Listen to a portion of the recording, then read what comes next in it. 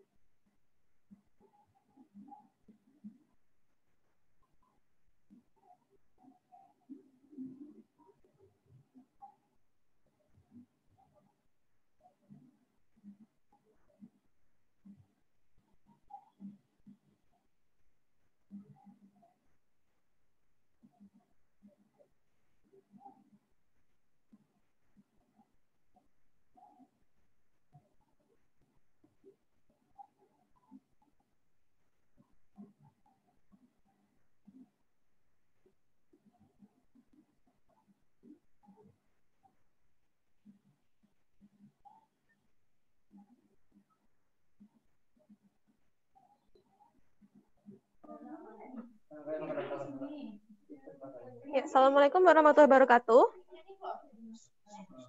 Apakah suara saya bisa terdengar? Waalaikumsalam warahmatullahi wabarakatuh. Terdengar, Ibu.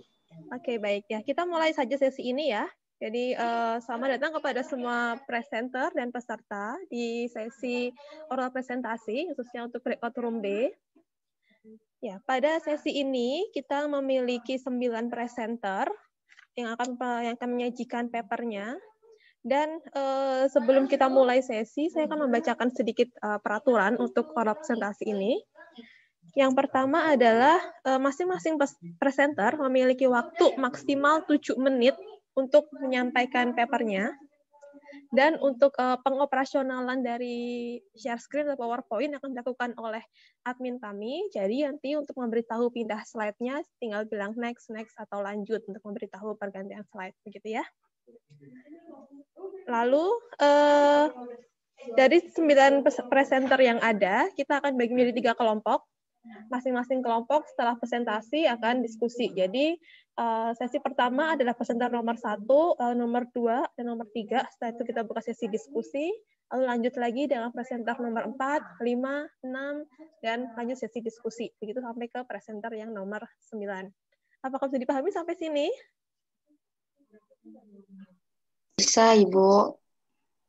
Baik, sekalian untuk mengabsen dan memberitahu urutan presentasinya, saya akan bacakan. Presenter pertama adalah Saudari Wela Widiani. Saudari Wela sudah ada di room B atau belum ya?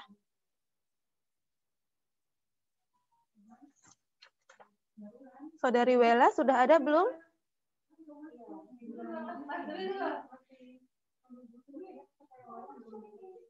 Wela?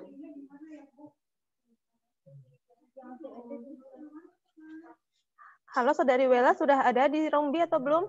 Wela udah ada, tapi kayaknya belum masuk Bu suaranya. Kalau suaranya belum ada ya? Oke. Lalu presenter yang kedua adalah Alphonse Andrew Maramis.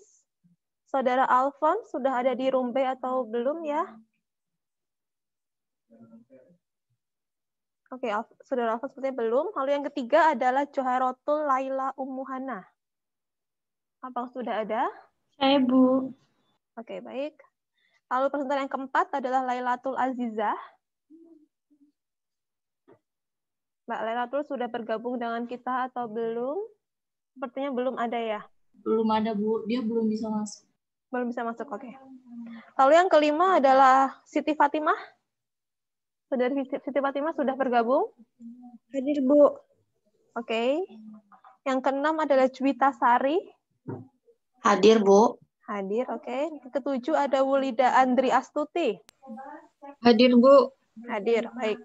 Yang kedelapan ada Saudari Tika Rastianingsih. Hadir Bu. Hadir, oke. Yang kesembilan ada Saudari Sinta Marcelina. Sinta sudah ada atau belum di sini? Bu. Belum ada ya?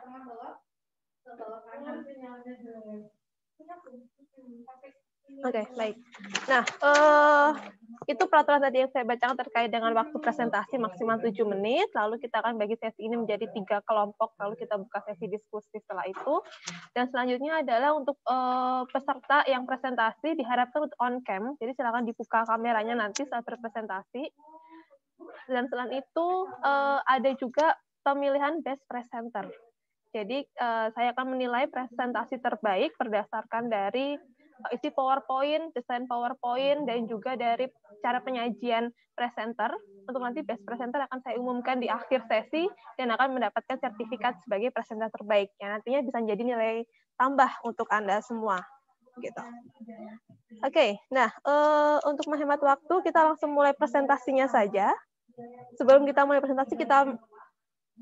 presentasi, mari kita mengucapkan basmalah terlebih dahulu supaya kegiatan kita pada hari ini diberikan kemudahan dan kelancaran. Mari kita buka acara ini dengan ucapan basmalah. Bismillahirrahmanirrahim. Ya, baik. Selanjutnya untuk presenter pertama, Saudara Wela Widiani sudah ada atau belum ya? Wela? Sepertinya belum bisa gabung di sini. Lalu yang kedua Saudara Alphonse belum ada juga. Oke, kita ke yang ketiga, Saudari Joharatul Laila Ummu. Saudara Joharatul sudah siap? Iya, insya Allah Ibu. Siap ya, oke. Oke, kita tunggu dibuka PowerPoint terlebih dahulu.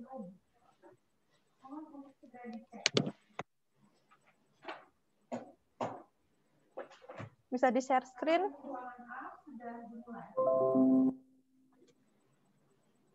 Ya, nanti bagi peserta yang ingin bertanya bisa langsung bertanya secara online atau chat di kolom chat yang ada di Zoom meeting kita, begitu.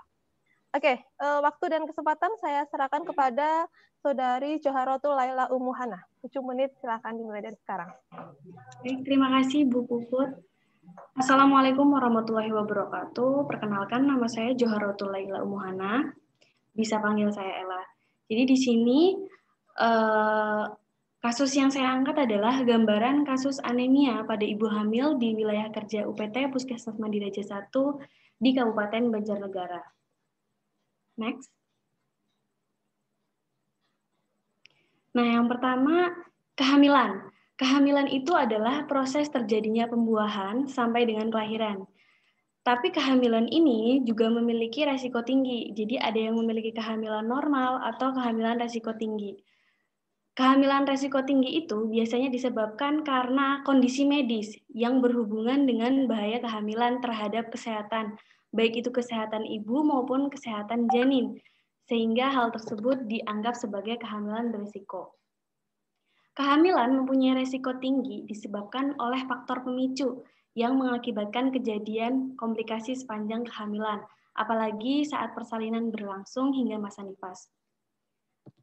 Anemia, menurut WHO pada tahun 2015 itu tercatat ada 303.000 wanita yang meninggal akibat anemia atau masalah kesehatan yang dialami pada masa kehamilan hingga persalinan. Kemudian menurut WHO, kematian ibu dengan anemia berkisar 48,1% yang ada di Indonesia. Kemudian anemia pada masa kehamilan menjadi penyebab utama morbiditas dan mortalitas ibu hamil di negara berkembang. Selain itu, menurut data Riskesdas tahun 2018, masalah anemia pada ibu hamil ini terus meningkat dari tahun 2013 yang berjumlah 37,1 menjadi 48,9 pada tahun 2018.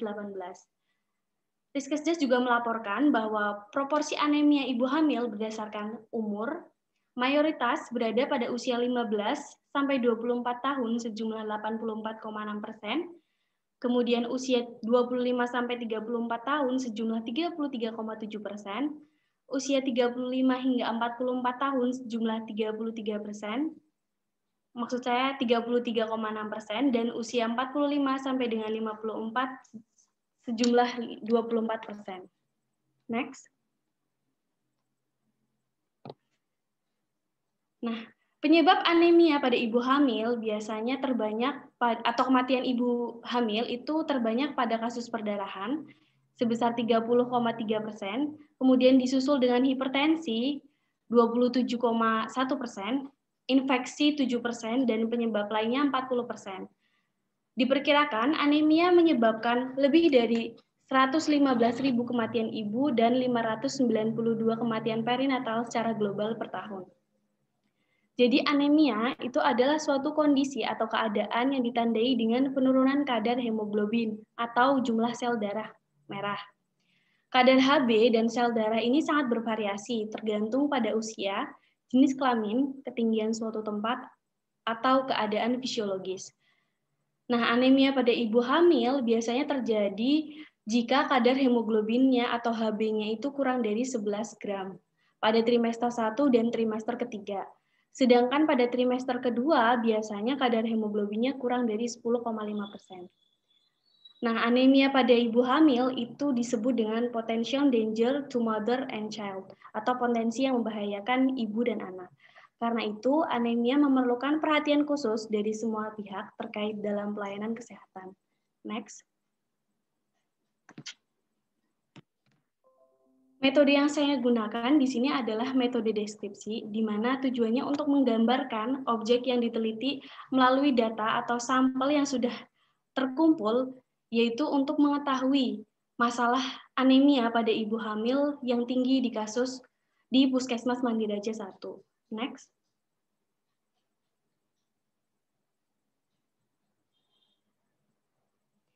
Yang pertama ini ada hasil distribusi frekuensi jumlah kunjungan ibu hamil di Puskesmas Mandiraja 1 tahun 2019 hingga tahun 2020. pada grafik yang pertama ini, jumlah kunjungan ibu hamil di Puskesmas Mandiri Raja 1 pada tahun 2019 itu tertinggi di Desa Somawangi. Ya, desa ini tuh lumayan tinggi untuk ibu hamilnya karena di sana banyak sekali ibu hamil. Kemudian yang terendah ada di Desa Kebakalan sebesar 100 orang ibu hamil. Sedangkan tahun 2020 tertinggi berada di Desa Kertayasa sebesar 223 orang ibu hamil. Kebanyakan di Kertayasa itu juga ibu hamilnya masih usia muda sekitar 15 sampai dengan 20 tahun. Dan yang paling terendah di tahun 2020 di Desa Kebakalan sebesar 41 orang ibu hamil. Next. Yang kedua, grafik Ibu yang sebelumnya, Bu. Yang kedua, kasus anemia pada ibu hamil di Puskesmas Mandiri Raja 1 pada tahun 2019 ditemukan ada 38 orang. Sedangkan pada tahun 2020 yang periodenya baru dilaksanakan pada Januari sampai dengan Juni sebesar 29 orang. Next. Dari hasil yang tadi, kita rekap lagi, ternyata kasus anemia pada ibu hamil di wilayah kerja Puskesmas Mandiri Raja 1 paling tinggi itu ada di Desa Kertayasa pada tahun 2020 sebesar 8 orang atau 30,6%, dan yang paling sedikit ada di Desa Kebakalan sebesar 1 orang atau 2,4%. Sedangkan pada tahun 2019 paling banyak itu ada di Desa Kertayasa yang tadi sejumlah 10 orang atau 2,1%, dan ada 0 kasus di 2 desa yaitu Banjengan dan Kebakalan. Next. Nah, dari laporan PWSKI yang saya dapatkan di Puskesmas Mandiri Raja 1, pada tahun 2020 itu ditemukan kasus anemia pada ibu hamil sebesar 29 orang. Nah, jika dibandingkan pada tahun 2019, kasus anemianya masih sebesar pada tahun 2019, yaitu 8,1%. Tapi keadaan ini masih jauh dari target yang ditentukan oleh Puskesmas, yaitu kurang dari 10%.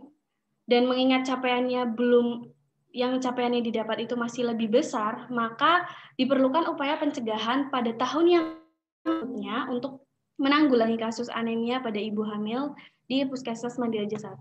Nah, tingginya kasus anemia pada ibu hamil di Puskesmas Mandiri Raja 1 itu dipengaruhi oleh bermacam faktor, diantaranya umur, paritas, konsumsi tablet FE, pendidikan, sosial ekonomi, pengetahuan, kunjungan ANC, budaya, dukungan suami, dan adanya infeksi pada ibu hamil. Nah, di sini faktor yang sangat terlihat itu tingkat pendidikan, karena kebanyakan di sini memiliki tingkat pendidikan tinggi, tapi ada juga yang memiliki tingkat pendidikan rendah. Namun, baik yang memiliki tingkat pendidikan tinggi maupun rendah, itu sama-sama kurang mengetahui atau kurang memiliki pengetahuan bagaimana dampak jika anemia pada ibu hamil. Jadi sikap ibu hamil juga kurang. Jadi, makanya banyak ibu hamil di Puskesmas Mandiri Raja 1 itu yang kurang mementingkan asupan zat besi di dalam tubuh pada masa kehamilan. Next.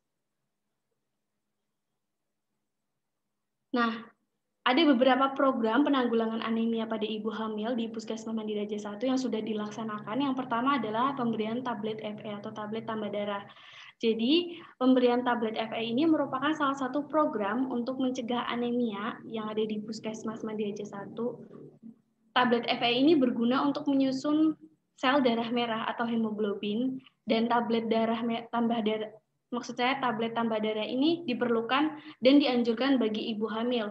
Biasanya diberikan sebanyak 90 biji pada masa kehamilannya.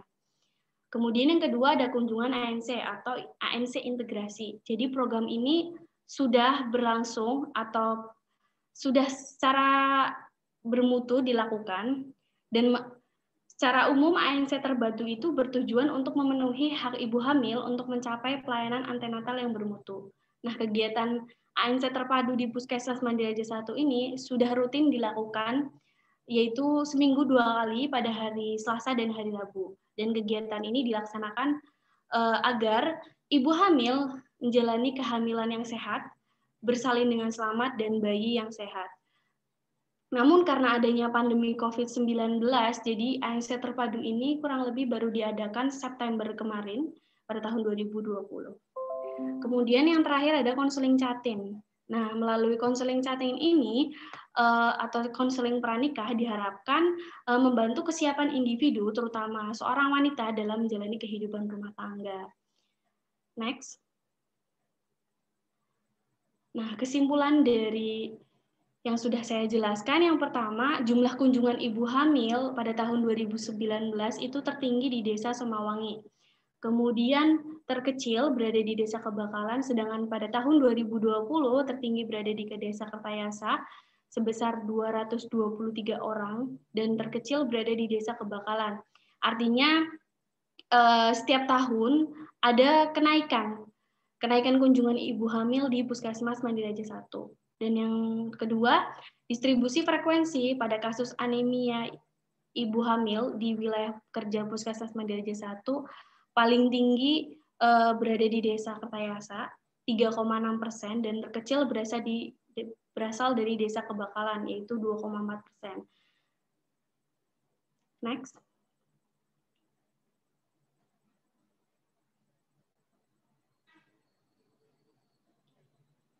Nah, saran yang saya inginkan kepada pihak Puskesmas Mandiraja 1, yang pertama, diharapkan petugas kesehatan ini mampu mengadakan kegiatan penyuluhan mengenai pemenuhan gizi untuk ibu hamil di wilayah kerja Puskesmas Mandiraja 1 dengan menggunakan media yang menarik, bisa menggunakan poster, leaflet, atau dengan media sosial sekarang dengan sasarannya kepada ibu hamil, dan atau juga dengan adanya program-program penyuluhan khusus untuk anemia pada ibu hamil yang dilakukan secara berkesinambungan, khususnya di wilayah yang tertinggi pada kasus anemia.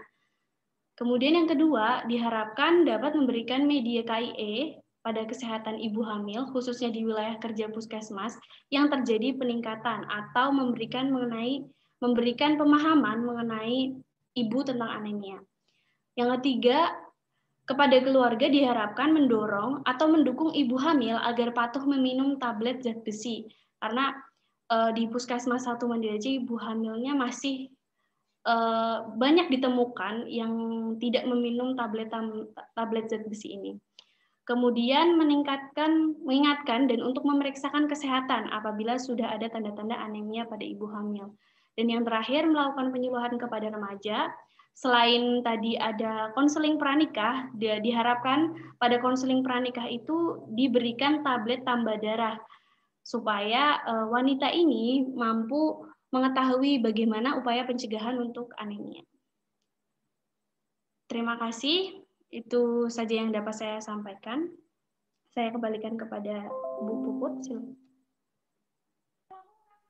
Ya, baik. Terima kasih untuk Saudara Joharatul Laila untuk presentasinya. Cukup menarik ya, bahwa ternyata kasus anemia ini masih sangat tinggi pada ibu hamil, dan bahkan masih melebihi target dari Puskesmas ya, dan membutuhkan upaya pencegahan untuk tahun-tahun ke depannya, salah satunya dengan tablet FE, dengan KIE juga gitu. Oke, cukup menarik presentasinya. Bagi yang masih penasaran dengan presentasi dari Saudara Joharatul, nanti bisa bertanya, atau kalau ada yang ingin tahu informasi lebih lanjut, bisa bertanya dengan langsung bertanya online pada sesi diskusi nanti, atau bisa dengan chat di kolom chat di Zoom meeting ini. Baik, kita akan ke presenter yang kedua. Tadi ada Saudara Wela Widiani. Sudah bergabung dengan kita atau belum? Sudah, Bu. Sudah, baik. Saudara Wela Widiani, silakan mempresentasikan papernya, yang paper dengan judul Kasus Kekurangan Energi Kronik atau KEK pada Ibu Hamil di Wilayah Kerja UPT Puskesmas Rawat Inap Alabio. Kepada Saudara Wela, waktu kami persilakan. Baik, Bu. Terima kasih. Assalamualaikum warahmatullahi wabarakatuh. Waalaikumsalam warahmatullahi wabarakatuh. Perkenalkan, saya Wela Widiani. Hari ini saya akan menyampaikan tentang paper saya dengan judul Kasus Kekurangan Energi Kronis atau KEK pada Ibu Hamil di Wilayah Kerja UPT Puskesmas Rawat Inap Alabio bulan Januari sampai Juni tahun 2020. Next.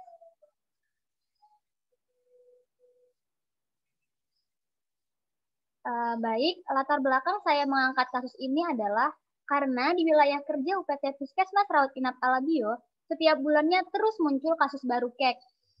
Kasus baru ini saya dasarkan pada kunjungan pertama atau K1.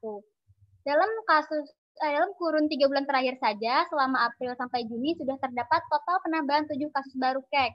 Padahal KEK ini merupakan kondisi yang dapat menyebabkan berbagai risiko bagi ibu hamil. Next. Akan saya jelaskan terlebih dahulu pengertian KEK. KEK adalah kondisi ketika ibu hamil mengalami malnutrisi yang berlangsung menahun atau kronis, sehingga dapat mengakibatkan timbulnya gangguan kesehatan. Status KEK ini ditentukan melalui pengukuran lingkar lengan atas menggunakan pita lila. Apabila hasil pengukuran menunjukkan hasil kurang dari 23,5 cm, maka ibu hamil tersebut termasuk ke dalam kategori KEK. Terdapat 2 dampak utama dari kekurangan energi kronis ini. Yang pertama adalah berat bayi lahir rendah. Ibu yang mengalami KEK beresiko 4,3 kali lebih besar untuk mengalami BBLR dibandingkan ibu hamil yang tidak mengalami KEK. Dampak yang kedua adalah anemia.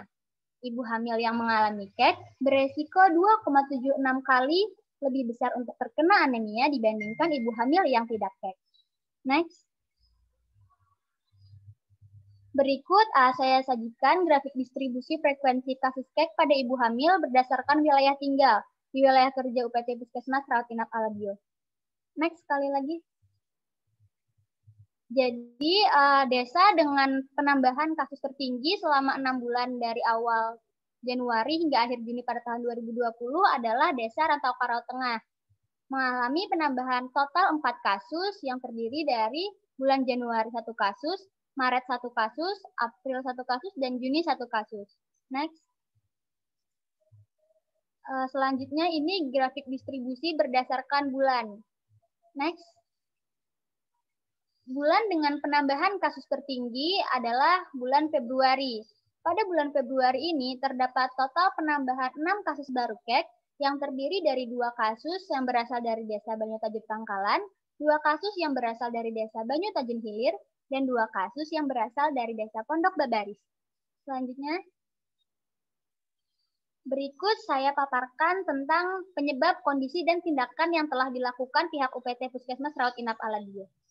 Penyebab dari kejadian KEK ini adalah karena keempat ibu hamil di Desa Rantau Karau Tengah yang merupakan desa dengan penambahan kasus tertinggi tadi adalah karena keempat ibu hamil memang sudah kurus sebelum kehamilan. Hal ini berdasarkan keterangan dari bidan desa setempat. Selanjutnya, kondisi keempat ibu hamil masih bisa makan dengan normal, tidak mengalami mual muntah berlebihan, tidak memiliki penyakit penyerta, dan progres timbangan terus naik setiap bulan. Tindakan yang telah dilakukan adalah tetap terus dipantau dan diberi penanganan seperti pemberian makanan tambahan berupa biskuit, tablet FE, dan vitamin. Next. Selain faktor status gizi yang telah disebutkan sebelumnya, sekarang akan saya paparkan tentang faktor lain penyebab KEK. Yang pertama adalah status ekonomi. Keempat ibu hamil memiliki status ekonomi menengah ke bawah karena suami tidak memiliki pekerjaan tetap. Status ekonomi ini berhubungan dengan kejadian KEK karena ekonomi yang rendah dapat mempengaruhi kemampuan seseorang dalam memenuhi kebutuhan gizi sehingga tidak memiliki cukup uang untuk membeli makanan yang bergizi untuk memenuhi kebutuhan ibu hamil. Selanjutnya adalah usia ibu. Dari 4 orang ibu hamil, ada 2 orang yang berusia 20 tahun, 1 orang berusia 28 tahun, dan 1 orang berusia 29 tahun. Usia ibu yang masih muda biasanya juga akan mempengaruhi kejadian KEK, karena ibu yang muda biasanya masih mengalami proses pertumbuhan, sehingga gizi yang diperoleh oleh tubuh masih perlu dibagi antara kebutuhan pertumbuhan ibu dan kebutuhan perkembangan janin. Selanjutnya adalah faktor pendidikan. Keempat ibu hamil merupakan tamatan SMP. Faktor pendidikan ini dapat mempengaruhi kemampuan seseorang dalam menyerap informasi atau pengetahuan. Sehingga semakin rendah pendidikan, biasanya kemampuan seseorang dalam menyerap informasi juga semakin sulit, sehingga dapat mempengaruhi kejadian kek.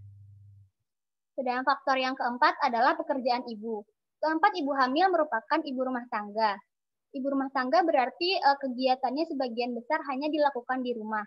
Ibu rumah tangga biasanya lebih beresiko terkena kek dibandingkan ibu yang bekerja, karena ibu yang bekerja biasanya dapat berinteraksi dengan orang lain, dengan orang sekitar, sehingga dapat menambah informasi tambahan, dapat menerima informasi yang bermanfaat. Sedangkan jika ibu hanya berdiam di rumah, biasanya informasi yang diterima itu terbatas. Selanjutnya, pencegahan kek. Salah satu tindakan pencegahan yang telah dilakukan Puskesmas adalah melakukan penyuluhan gizi untuk ibu hamil. Penyuluhan ini dilakukan ke desa-desa yang ada di Kecamatan Sungai Pandan. Namun, dalam situasi pandemi seperti sekarang, tidak terdapat kegiatan penyuluhan apapun, sehingga masyarakat tidak mendapatkan informasi atau pengetahuan terkait gizi ibu hamil selama pandemi. Selanjutnya ada penanganan kek. Penanganan kek yang sudah dilakukan oleh pihak Puskesmas Rawat Inap Alabio yang pertama adalah konsultasi dengan ahli gizi.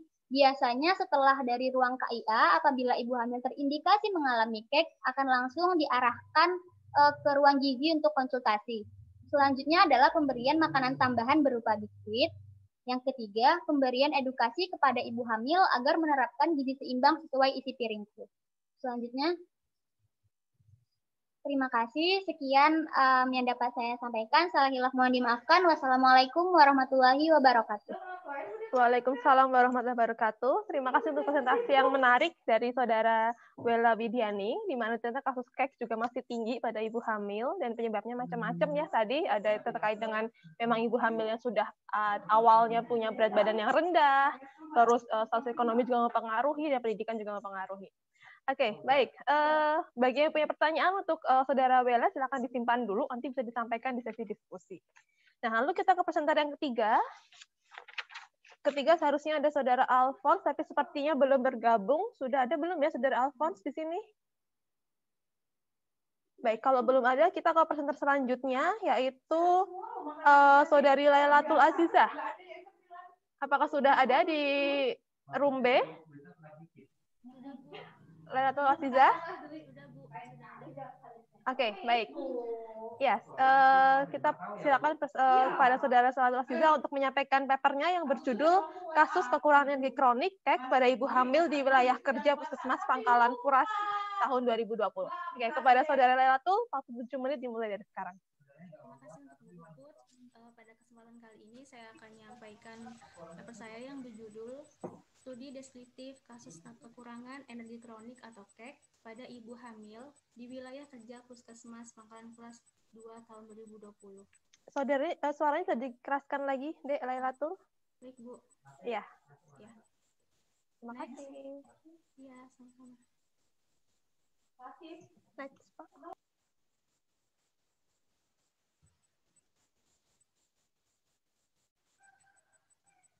Baik, di sini ada latar belakang. Berdasarkan data Dinas Kesehatan Provinsi Riau pada tahun 2016, jumlah ibu hamil pada tahun 2015 sebanyak 18.315 dan ditotalkan keseluruhan ibu hamil yang mengalami KEK yaitu sebanyak 1.152 atau sebanyak 6,28%.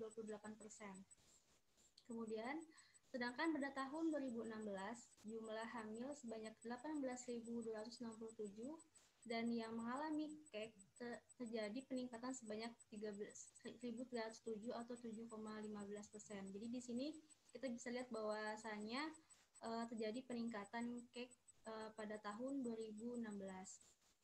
Kemudian di sini juga ada data dari Dinas Kesehatan Provinsi Riau bahwa Maaf untuk Lailatul, bisa dibuka kameranya, Dek? Sudah dibuka, Bu. Oh, sudah dibuka? Sudah. Ya, tapi belum muncul. Mungkin karena masalah koneksi atau yang lainnya. Oke, silakan dilanjut kalau begitu. Baik, di sini ada data dari Dinas Provinsi Riau. Di Pelalawan sendiri itu ada 646 ibu hamil yang mengalami KEK dan upaya pemerintah untuk mengatasi KEK yaitu diberi tambahan makanan itu sebesar 100%. Next.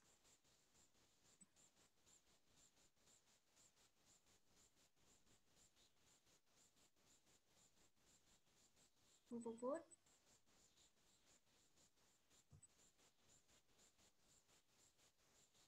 Ya.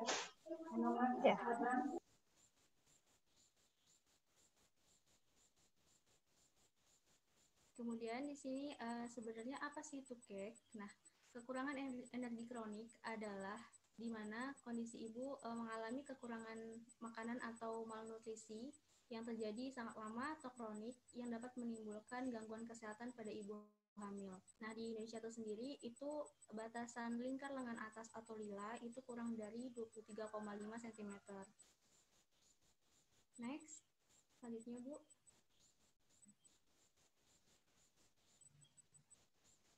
Dari hasil yang saya dapatkan di Puskesmas Pangkalan Kuras 2, di sini terdapat distribusi frekuensi kasus KEK pada ibu hamil berdasarkan bulan di wilayah kerja Puskesmas Pangkalan Kuras 2, bulan April sampai Juli tahun 2020. Di sini kita bisa lihat bahwasannya kasus KEK itu terjadi paling banyak itu di bulan Juni, yaitu sebanyak 5 kasus. Dan yang paling rendah itu ada di bulan April, yaitu sebanyak 2 kasus. Next.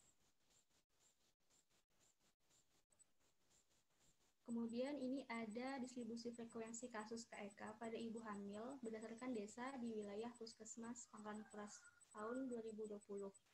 Di sini kita bisa lihat bahwasannya desa yang mengalami kasus KEK itu ada di Desa Meranti sebanyak 5 kasus. Kemudian yang paling rendah itu ada di Rantang Manu, terus habis itu di Dundangan, di Sialang Indah, dan Dingin. Next. Nah, sebenarnya apa sih penyebab KEK di puskesmas ini atau di desa 10 tadi? Yang pertama itu ada asupan makanan atau gizi yang kurang. Di sini juga ada penelitian dari Waryana tahun 2010, di mana kalau ibu hamil itu pasti membutuhkan asupan gizi yang cukup untuk pertumbuhan dan perkembangan bayi. Nah, di sini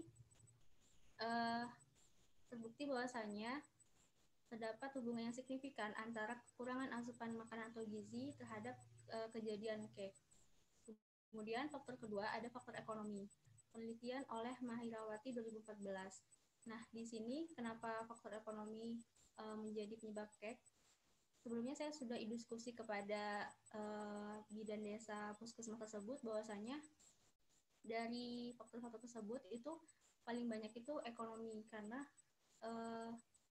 kebanyakan ada kasus kemarin mereka ibu hamil tidak berkunjung ke puskesmas itu karena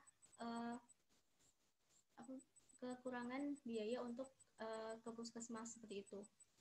Terus ada jarak kehamilan. Nah, jarak kehamilan seperti apa yang menyebabkan KEK, yaitu jarak kehamilan yang kurang dari 2 tahun, di mana ibu tidak memiliki waktu untuk memulihkan kondisinya setelah hamil atau melahirkan, kemudian ASI eksklusif tidak optimal, begitu.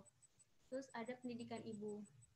Nah, selain ekonomi tadi, pendidikan ibu juga menjadi faktor yang urgent di wilayah tadi karena sebelumnya juga ada kasus ibu yang pendarahan karena emang dari awal beliau hamil sampai di usia kandungan 5 bulan tidak melakukan pemeriksaan kehamilan begitu karena kurangnya pengetahuan pada ibu hamil. Dan di sini juga ada penelitian oleh Mahirawati 2014 bahwasannya ada hubungan yang signifikan antara pendidikan ibu dan kejadian KEK karena menurut penelitian itu pendidikan ibu yang kurang itu bisa beresiko 2 kali untuk terjadi KEK pada ibu hamil.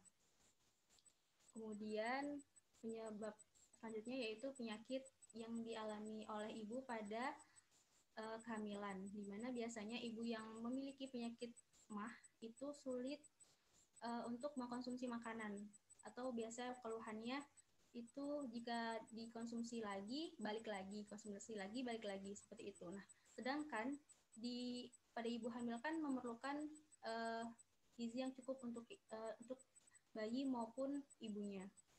Nah, seperti itu. Kemudian, ibu yang memiliki penyakit infeksi seperti diare, terus malaria, itu juga dapat menyebabkan KEK, seperti itu. Next.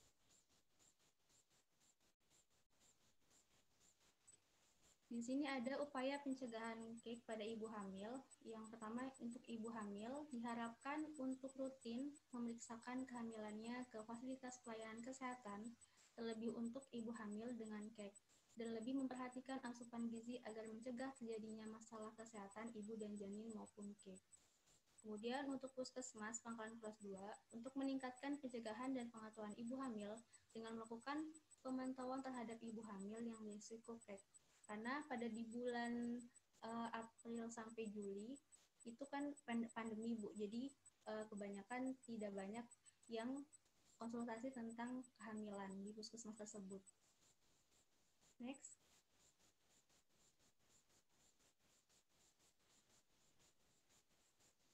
Mungkin itu saja yang bisa saya sampaikan. Kurang dan lebihnya saya mohon maaf. Assalamualaikum warahmatullahi wabarakatuh. Waalaikumsalam warahmatullahi wabarakatuh. Ya, terima kasih untuk presentasi yang menarik dari Lailatul Azizah. Sama mengangkat kasus yang sama, yaitu KEK ya. Tapi bedanya kalau di lokasi penelitian Lailatul ini ternyata faktor yang paling tinggi adalah faktor ekonomi yang akhirnya berimbas pada banyak ibu hamil yang tidak berkunjung ke puskesmas karena keterbatasan biaya. Begitu. Nah, baik. Kita sekarang ada di sesi diskusi yang pertama. Jadi silakan kepada para peserta maupun presenter yang lain, jika ada yang mau ditanyakan, bisa ditanyakan pada sesi ini. Oke, apakah ada yang mau bertanya di sini? Apakah ada yang masih penasaran dengan materi yang diangkat oleh tadi Saudara Wela, Joharotul, dan Lailatul Azizah? Bisa langsung bertanya secara live atau dengan kolom chat di kolom Zoom meeting kita. Tidak ada? Baik, kalau nggak ada mungkin saya yang bertanya nih kepada 3 mahasiswa ini, karena kebetulan ketiga-tiganya sama-sama mengambil kasus masalah pada ibu hamil begitu. Ada masalah anemia dan KEK. Nah, menurut Anda bertiga, nanti silakan dijawab secara bergantian. Upaya pencegahan apa yang bisa dilakukan untuk para remaja-remaja yang nantinya mereka akan menjadi ibu hamil, supaya mereka tidak terkena anemia dan tidak terkena KEK, begitu. Coba silakan, menurut Anda bagaimana upaya yang bisa dilakukan sesuai dengan sikon di lokasi penelitian Anda masing-masing tadi. Oke, silakan bisa mulai dari Wela atau Joharotul atau Lailatul Azizah. Secara singkat saja jawabannya.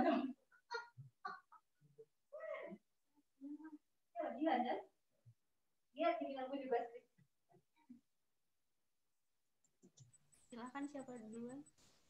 Lailatul boleh. Tadi terkait dengan KEK. Kalau KEK gimana nih kira-kira upaya yang bisa dilakukan? Yang cocok di lokasi Pangkalan Kuras tadi. Iya, Bu. Menurut saya pencegahan yang bisa dilakukan pada saat remaja untuk mencegah KEK di wilayah saya, itu pertamanya kita penyuluhan dulu ke SMP atau SMA atau ke sekolah-sekolah untuk memberikan edukasi tentang gizi apa aja sih yang dibutuhkan untuk nanti kita ke depannya seperti apa. Terus kemudian nanti sepas ini Bu, ada kan biasanya kalau mau ke KUA itu kan biasanya ada namanya edukasi tentang pernikahan gitu. Nah, iya, seperti itu. Nah, di situ nanti juga bisa diselipkan edukasi apa saja sih persiapan seperti apa untuk persiapan untuk promilnya seperti itu, yang dikonsumsi ibu apa saja begitu. Kemudian untuk selanjutnya, karena kan KEK itu dipersiapkan sebelum dan saat hamil seperti itu. Nah, tidak hanya sebelum saja, pas udah hamil harus benar-benar USG atau cek kesehatan segala macam itu harus udah dipersiapkan dari awal. Bukan ada apa-apa baru periksa seperti itu. Mungkin itu saja yang saya sampaikan, Bu. Terima kasih. Oke, ya, sama-sama. Terima kasih kembali Lailatul. Selanjutnya, ada yang mau menambahkan mungkin? Kalau Bella, dari saya, Bu, kalau untuk remaja, biasanya kan kalau remaja itu biasanya sekarang suka mainnya sosmed ya, Bu. Jadi Iya, menurut betul saya, informasi tentang status gizi, tentang pentingnya ilmu sebelum kita nikah gitu loh, Bu, itu dapat dikemas menjadi lebih menarik untuk remaja. Kalau sejauh ini kan kita cuma tahu tentang poster, PPT, video seperti itu kan biasanya kurang menarik untuk remaja. Jadi bagaimana caranya kita membuat media yang menarik tentang status gizi untuk mencegah KK, untuk mencegah anemia, agar dapat diterima oleh remaja gitu, biar mereka nggak bosan kayak gitu aja. Terima kasih. Oke, terima kasih kembali. Betul sekali jawabannya. Ada yang bertambahkan lagi mungkin? Mungkin kalau dari saya sama Bu, seperti dari Laila sama Wela gitu. Mungkin lebih ditingkatkan lagi gitu. Membuat media kayak yang menarik buat remaja sehingga lebih tertarik gitu. Apalagi kalau di tempat saya ini seperti penggunaan media sosial itu sangat tinggi sekali. Jadi bisa disalurkan melalui media sosial, dan media sosial yang ada di puskesmas ataupun dinas kesehatan gitu lebih ditingkatkan lagi, lebih di-up lagi supaya lebih sering terbaca oleh remaja. Ya, betul. Oke, jawabannya cukup menarik ya dari ketiga presenter tadi, bahwa intinya ada KIE ya, penyampaian informasi itu bisa melalui media sosial, yang mana sekarang lagi tinggi sekali minatnya remaja ke media sosial, terus juga bisa melalui penyuluhan di sekolah, ataupun penyampaian informasi di kelas catin tadi ya. Oke, jadi intinya kita, apalagi sebagai seorang SKM, harus menggalakkan KIE nih, menyampaikan informasi yang betul, terkait kalau dalam kasus ini khususnya terkait dengan kehamilan dan persiapan kehamilan pada remaja juga. Oke, baik. Kita akan langsung menuju ke sesi yang kedua dengan presenter yang keempat, yaitu Saudari Siti Fatimah. Apakah sudah bergabung? Hadir, Ibu. Hadir. Oke. Saudari Siti Fatimah akan menyampaikan papernya yang berjudul Studi Deskriptif Cakupan ASI Eksklusif di Wilayah UPTD Puskesmas Permata Kecubung, Kabupaten Sukamara, Provinsi Kalimantan Tengah tahun 2020. Ya, kepada Siti Fatimah, waktu dan tempat kami persilakan. Baik, Ibu, terima kasih. Assalamualaikum warahmatullahi wabarakatuh. Waalaikumsalam warahmatullahi wabarakatuh. Perkenalkan, nama saya Siti Fatimah. Di sini saya akan mempresentasikan terkait paper saya yang berjudul Studi Deskriptif Cakupan ASI Eksklusif di Wilayah UPTD Puskesmas Permata Kecubung, bulan Maret sampai Juli tahun 2020. Next. Di sini definisi ASI eksklusif menurut WHO merupakan pemberian ASI saja kepada bayi yang baru lahir hingga berusia 6 bulan. Setelah usia 6 bulan, maka dilanjutkan dengan empasi hingga 2 tahun. Next. Di sini kenapa sih perlu ASI eksklusif? Karena di sini memiliki manfaat yang luas bagi bayi, bagi ibu, bagi keluarga, dan bagi negara. Bagi bayi sendiri ini bermanfaat untuk tumbuh kembangnya, kekebalan tubuh dan meningkatkan imunitasnya, meningkatkan IQ dan EQ-nya. Bagi ibu sendiri untuk mengurangi risiko kanker ovarium dan payudara, memperkuat ikatan batin seorang ibu dengan bayi, dan salah satu metode KB. Bagi negara sendiri ini untuk menurunkan angka kesakitan dan kematian anak, meningkatkan kualitas generasi penerus bangsa, dan mengurangi beban pengeluaran negara. Bagi keluarga sendiri ini lebih hemat. Next. Di sini juga ada faktor yang dapat menghambat pemberian ASI eksklusif di wilayah UPTD sendiri, yaitu pengetahuan ibu terkait ASI eksklusif. Terus yang kedua, di sini ada penilaian terhadap ASI eksklusif dari ibunya atau dari keluarganya, dan kondisi ibu. Kondisi ibu ini biasanya ibu memiliki beberapa masalah seperti puting, maaf Ibu, bagian putingnya ini tidak muncul, jadi agak sulit untuk memberikan ASI kepada anaknya, dan beberapa kesehatan lainnya yang dirasakan ibu. Terus habis itu dukungan suami, keluarga, dan tenaga kesehatan. Terus sosialisasi demografi dari usia ibu sendiri. Terus pendidikan ibu. Terus pekerjaan. Terus di sini juga ada gencarnya promosi susu formula ini dapat mempengaruhi pemberian ASI eksklusif karena biasanya ibu akan lebih tertarik dengan susu formula. Next. Di sini ada data grafik distribusi frekuensi ASI eksklusif bayi usia 6 bulan di Puskesmas Permata Kujubung pada bulan Maret sampai Juli tahun 2020. Di sini terdapat jumlah bayi yang paling tinggi ini ada di bulan Juli. Terus pemberian ASI eksklusif ini yang paling tinggi di bulan Juli juga. Sehingga jadi presentasinya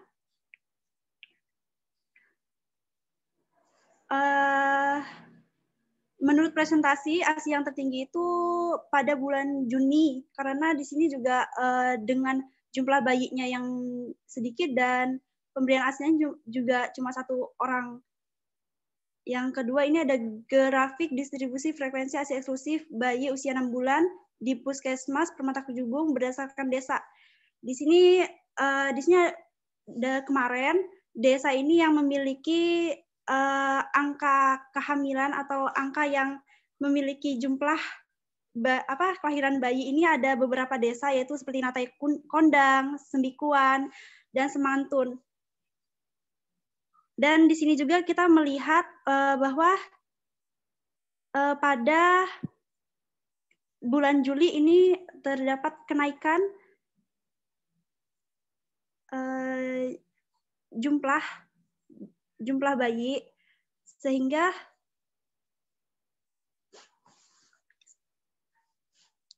juga ASI eksklusifnya juga ada penurunan karena jumlah bayinya itu tinggi tapi pemberian ASI-nya sedikit. Next. Sekian dari saya, kurang lebihnya mohon dimaafkan. Terima kasih.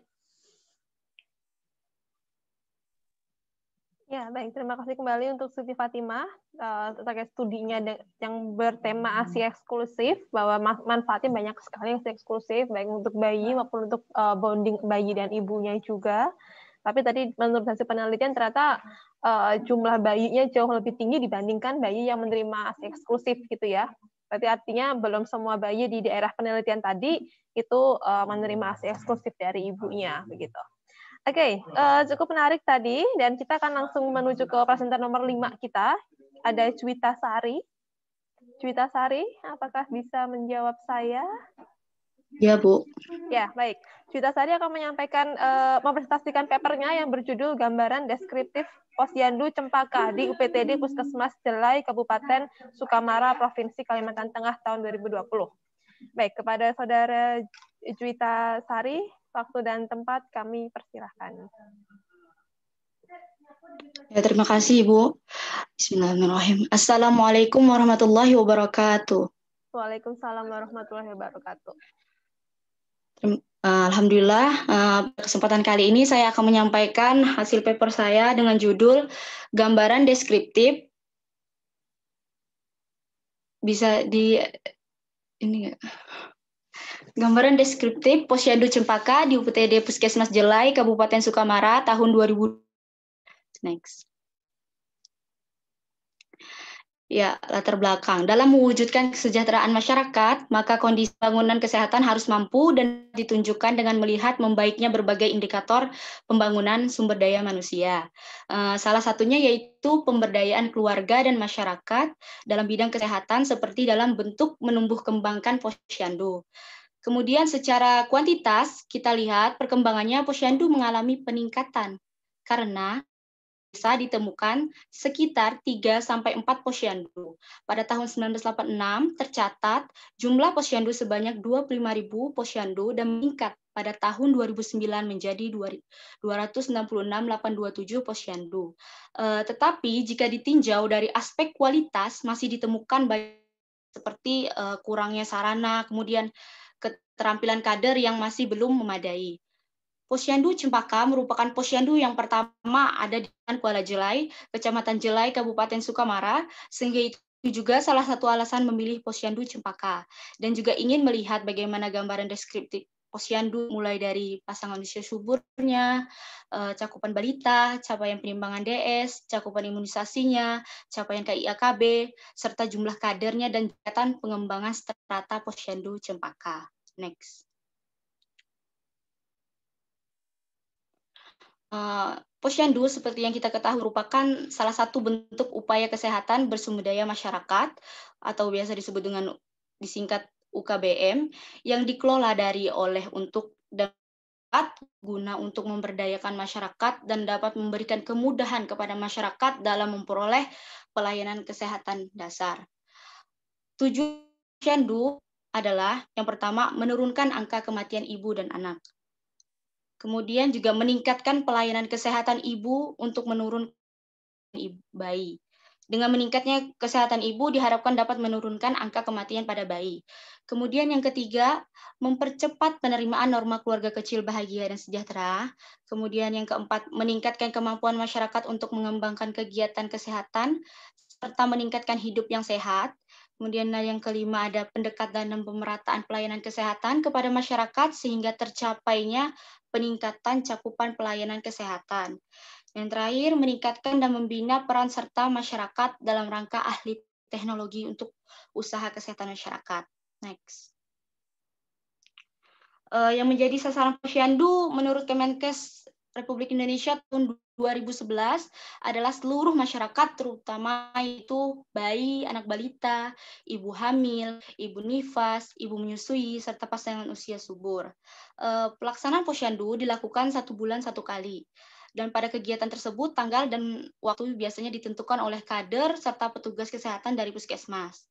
Pelayanan yang biasa diberikan itu menggunakan sistem 5 meja. Itu yang pertama ada meja 1, pendaftaran, kemudian meja kedua ada penimbangan, kemudian meja ketiga pengisian kartu menuju sehat, KMS, yang keempat komunikasi atau penyuluhan perorangan berdasarkan KMS, yang meja kelima yaitu tindakan yang berupa pelayanan imunisasi, pemberian vitamin A, pengobatan ringan, pemberian pil atau kondom, dan konsultasi KB dan kesehatan.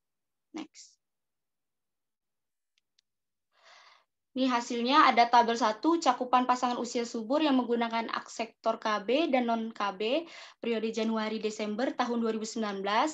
Berdasarkan tabel di atas, dari jumlah 104 pasangan usia subur, dapat diketahui bahwa yang paling menggunakan hak sektor KB yang paling banyak adalah jenis KB suntik dengan jumlah 49 orang, dan yang paling sedikit, bahkan tidak ada yang menggunakan sama sekali, yaitu jenis KB metode operasi pria atau MOP. Next. Ada grafik cakupan balita posyandu Cempaka, juga periode Januari-Desember tahun 2019. Berdasarkan grafik di atas, dapat diketahui bahwa balita posyandu Cempaka periode Januari-Desember tahun 2019 terdapat balita berusia 0-6 bulan sebanyak 20 orang, dan 6-23 bulan sebanyak 66 orang, serta usia 24-59 bulan sebanyak 47 orang. Next.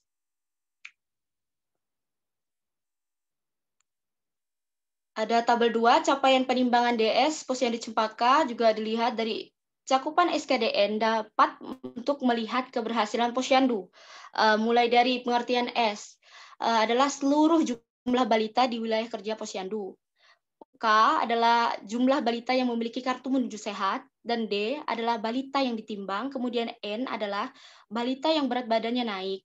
Pemantauan pertumbuhan balita di suatu tempat dengan KS, cakupan program sebesar lebih dari 80% dikatakan baik, sedangkan kalau kurang dari 80% adalah kurang. Kemudian untuk DS, partisipasi sebesar lebih dari 80% dikatakan baik. Nah, begitupun juga kalau kurang dari 80%, maka dinyatakan kurang. Dan ND adalah pertumbuhan balita lebih dari 80% dikatakan baik, dan kurang dari 80% dikatakan kurang. Jika kita melihat tabel 2 tersebut, maka dapat diinterpretasikan sebagai capaian penimbangan DS D merupakan balita yang ditimbang sebanyak 112 orang, dan untuk S merupakan seluruh jumlah balita di wilayah kerja Posyandu sebanyak 133 orang. Karena dilihat cakupan partisipasi, maka presentasinya sebesar lebih dari 80% dan dikatakan baik. Next.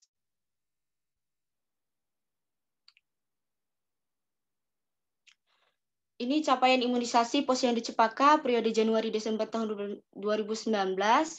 Berdasarkan grafik di atas, capaian imunisasi mulai dari BCG dengan presentasi sebesar 80%, DPT juga 80%, polio 85%, dan terakhir campak dengan presentase sebesar 90%. Artinya hampir semua balita yang ada di wilayah kerja Posyandu Cepaka, Kelurahan Kuala Jelai diimunisasi dan menunjukkan hasil bahwa masyarakat sudah memahami pentingnya imunisasi.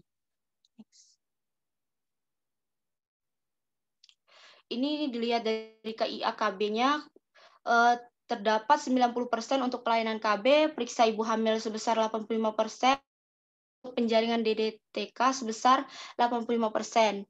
Data tersebut juga menunjukkan bahwa pelayanan Posyandu berjalan dengan maksimal. Next. Capaian strata Posyandu Cepaka, berdasarkan tabel di atas, bahwa Posyandu Cepaka, Kelurahan Kuala Jelai memiliki strata Posyandu Badia karena masih belum mempunyai suatu program tambahan. Walaupun cakupan capaian dan pelayanan Posyandu tersebut adalah lebih dari 50% dengan realisasi sebesar 85%. Next. Simpulannya yaitu ketahui bagaimana gambaran dari Posyandu Cepaka mulai dari jumlah pasangan usia subur, yang dimana terdapat 104 pasangan usia subur dengan penggunaan alat kontrasepsi terbanyak adalah KB suntik sebanyak 49 orang, dan yang paling rendah adalah MOP. Kemudian ada cakupan balitanya mulai usia 0 sampai 6 bulan sebanyak 20 orang, usia 6 sampai 23 bulan adalah yang paling terbanyak yaitu 66 orang, serta usia 24 sampai 59 bulan sebanyak 47 orang.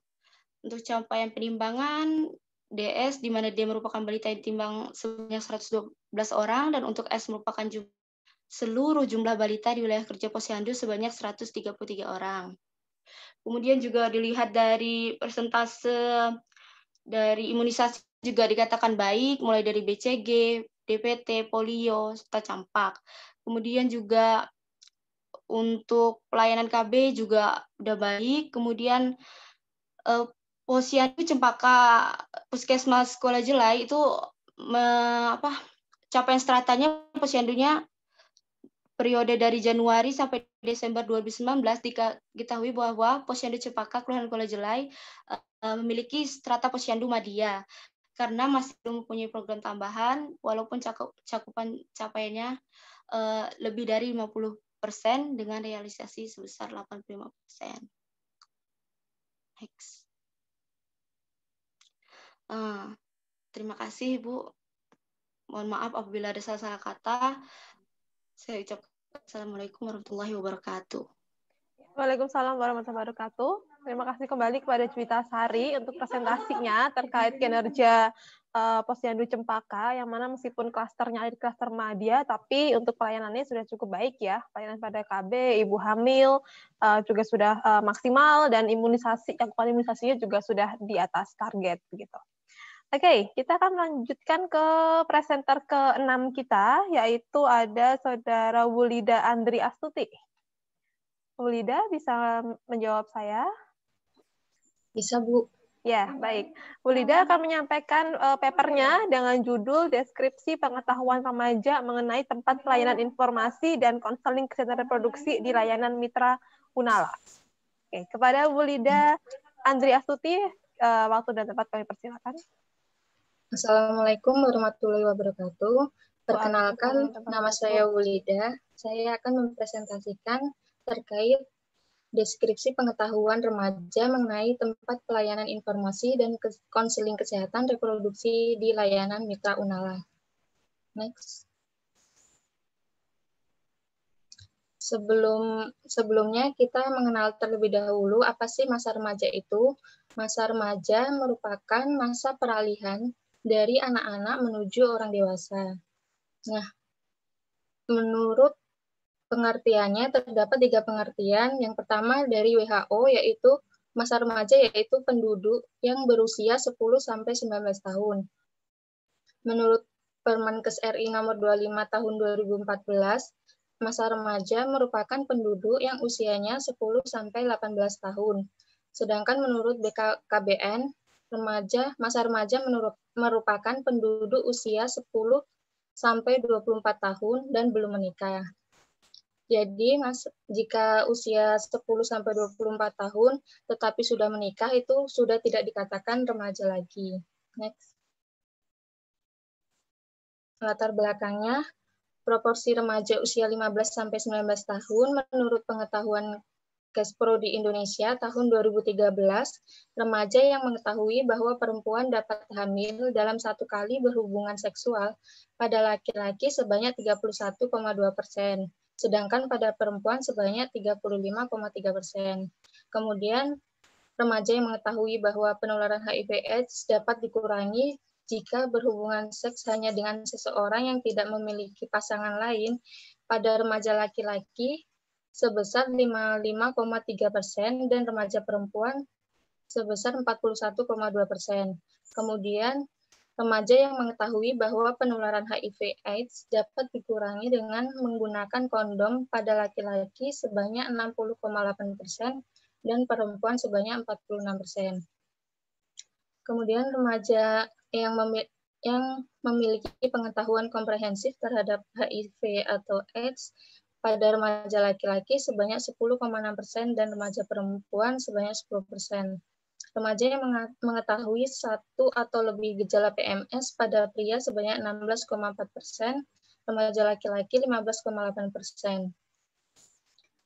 Remaja yang mengetahui 1 atau lebih gejala PMS pada perempuan sebesar 6,1% dan remaja laki-laki sebesar 15,3%. Remaja perempuan dan remaja yang mengetahui sebuah tempat pelayanan informasi dan konseling kesehatan reproduksi remaja sebanyak 7,4% remaja laki-laki dan sebanyak 7,2% remaja perempuan. Next. Hasil dan pembahasan. Yang pertama ada distribusi frekuensi remaja yang mengakses layanan Unala berdasarkan diagnosa pada bulan Januari sampai Juni tahun 2020 dapat diketahui bahwa terdapat 11 remaja yang mengakses layanan Unala berdasarkan diagnosa pada bulan Januari sampai Juni tahun 2020 diantaranya yaitu konsultasi kesehatan reproduksi, penyakit non-kesehatan reproduksi seperti demam dan lain-lain, kemudian gangguan haid, leukoria, kehamilan, anemia, konseling KB, akne vulgare, ISK, KDRT atau KDP, dan IMS.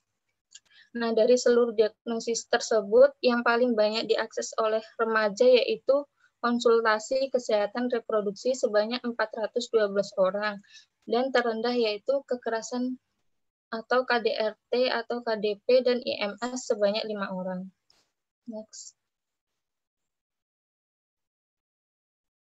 Selanjutnya, persentase remaja terjangkau berdasarkan jenis kelamin di layanan Unala bulan Januari sampai Juni tahun 2020. Dapat diketahui bahwa remaja yang paling banyak mengakses layanan kesehatan reproduksi remaja di Unala yaitu remaja perempuan sebanyak 69,8%, sedangkan remaja laki-laki yang mengakses layanan kesehatan reproduksi remaja di Unala hanya sebesar 29,9%.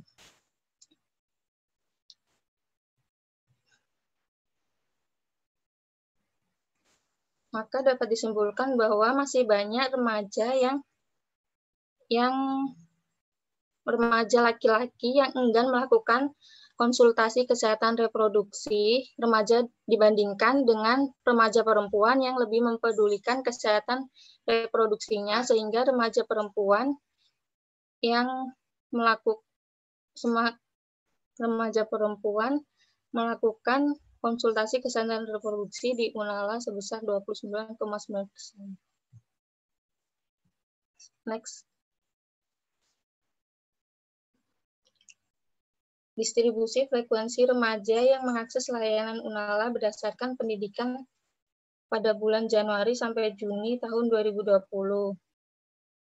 Dapat diketahui bahwa ada beberapa tingkat pendidikan remaja yang mengakses layanan kesehatan di Unala, diantaranya yaitu lulusan SMK atau SMA sebanyak 623 orang, dari beberapa universitas sebanyak 477 orang, tidak sekolah 132 orang, dan lulusan SMP atau MTS sebanyak 71 orang remaja. Rata-rata remaja yang mengakses layanan kesehatan di Unala yaitu usia 15 sampai 24 tahun. Kenapa di sini yang paling banyak mengakses layanan Unala itu lulusan SMK atau SMA dan lulusan dari universitas itu karena Unala lebih banyak melakukan event atau kelas case pro itu di SMK atau SMA dan di universitas. Next. Kesimpulannya yaitu berdasarkan hasil kegiatan magang yang telah dilakukan, maka dapat disimpulkan bahwa pengetahuan remaja tentang pelayanan informasi dan konseling kesehatan reproduksi sudah baik, karena dari 11 diagnosa remaja yang mengakses layanan kesehatan reproduksi Unala, remaja yang melakukan konsultasi kesehatan reproduksi terdapat di nomor 1, yaitu paling tinggi sebanyak 412 orang remaja. Dari total 1.284 remaja yang mengakses layanan kesehatan Unala tersebut. Rata-rata yang mengakses layanan kesehatan reproduksi di Unala yaitu remaja perempuan sebanyak 69,8%, dibandingkan remaja laki-laki sebesar 29,9%.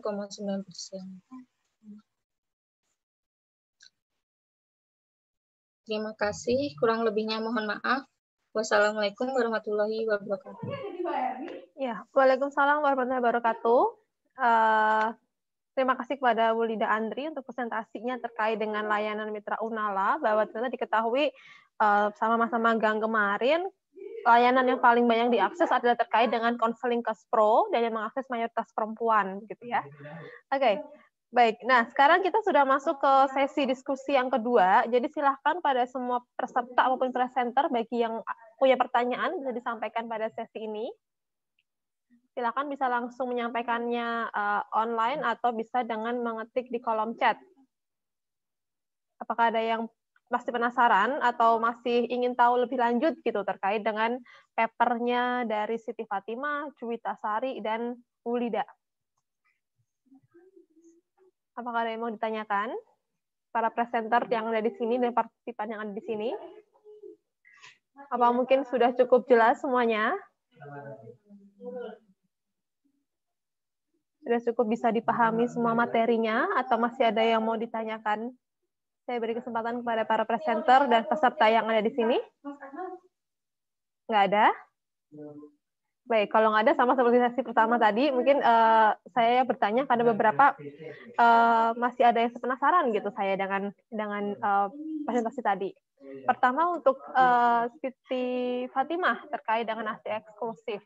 Tadi di kesimpulannya ASI eksklusif di daerah itu tadi masih belum maksimal ya, karena jumlah bayinya masih jauh lebih tinggi dibandingkan jumlah bayi yang menerima ASI eksklusif gitu. Nah, kira-kira langkah apa sih Anda sebagai seorang SKM yang bisa dilakukan untuk meningkatkan cakupan ASI eksklusif di sana? Gitu. Itu mungkin bisa disimpan dulu jawabannya. Lalu pertanyaan untuk yang kedua untuk Bu Lida terkait dengan pertanyaan yang kedua untuk Cuwita terkait dengan Posyandu Cempaka. Nanti Posyandunya meskipun klasternya Madya, tapi dia sudah cukup baik untuk pelayanannya. Nah, kira-kira kalau menurut Anda masih ada kekurangan nggak di Posyandu itu yang kira-kira masih perlu untuk ditingkatkan lagi gitu? Karena selama Anda magang di sana, kira-kira kekurangan apa sih yang Anda lihat di situ, dan kira-kira langkah apa yang bisa dilakukan untuk lebih meningkatkan pelayanan yang sudah ada di Posyandu Cempaka tadi? Gitu. Itu untuk Cuwita. Lalu yang ketiga untuk Wulida. Untuk Wulida terkait dengan layanan konseling di Unala, tadi yang banyak diakses adalah konseling Kespro. Nah, kalau boleh tahu di sini konseling Kespro apa sih yang paling banyak ditanyakan oleh para remaja? Kespro ini terkait dengan pubertasnya, atau terkait dengan gangguan menstruasi, atau terkait dengan pacaran, terkait dengan apa nih gitu Kespro-nya. Begitu. Oke, silakan siapa yang mau menjawab duluan antara Siti Fatimah, Juwita, atau Bu Lidah? Siti Fatimah duluan, Ibu. Oke, silakan, Dek. Menurut saya ya Bu, terkait sebagai kesehatan masyarakat untuk meningkatkan ASI eksklusif di tempat saya, karena di tempat saya ini nih kan ini alasan dulu ya Bu, ya nggak apa-apa ya Bu. Pak, silakan gimana sikonnya di sana nih, gitu kan dirimu yang lebih mengetahui sikonnya. Baik, kondisi sana tuh seperti dukungan keluarga juga sangat mempengaruhi sekali Bu, termasuk mertuanya atau orang tuanya itu dan suaminya. Jadi kalau misalnya untuk meningkatkan terkait ibunya saja yang memiliki bayinya itu menurut saya kurang sih Bu, karena kita juga perlu pendekatan untuk memberikan pengetahuan itu untuk suaminya dan keluarganya gitu Bu. Jadi dukungan keluarganya masih rendah ya. Kadang memang gitu sih ya, ibunya sudah punya tekad yang kuat untuk kasih eksklusif, tapi tidak didukung oleh orang tuanya atau mertuanya gitu.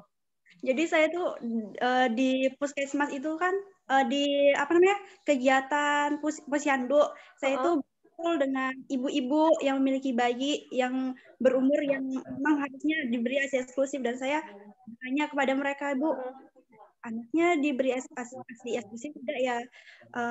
Dikasih ASI tapi dikasih kopi juga. Wow.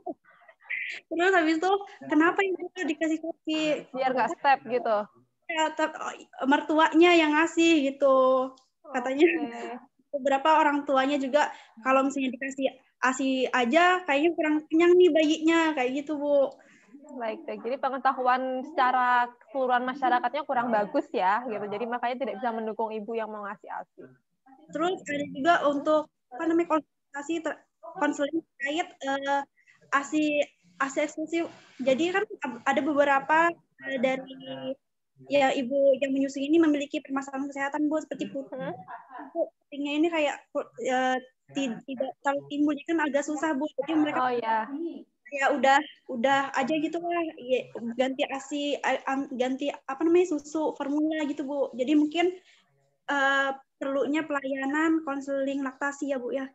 Iya betul, konseling laktasinya perlu ditingkatkan di sana ya. Jadi bukan cuma pengetahuan aja, tapi juga ada treatment mungkin untuk ibu-ibu yang mengalami masalah klinis pada anatomi payudaranya gitu.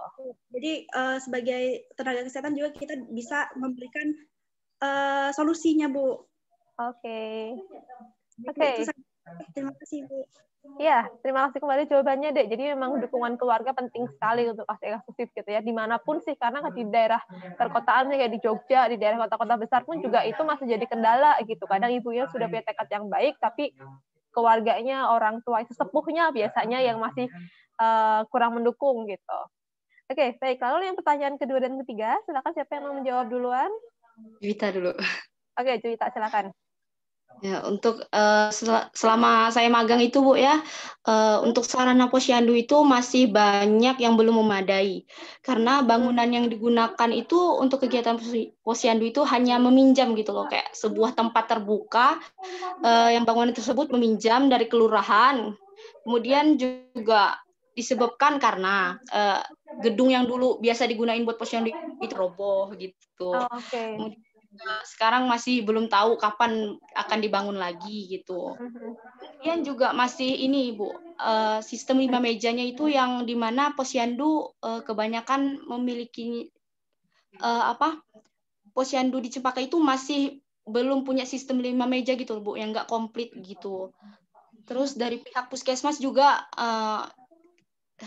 saran sih dapat memberikan kemudahan terhadap kader juga maupun petugas kesehatan supaya ibu dan anak balita tuh nggak lama nunggu, setidaknya tuh mudah gitu loh Bu untuk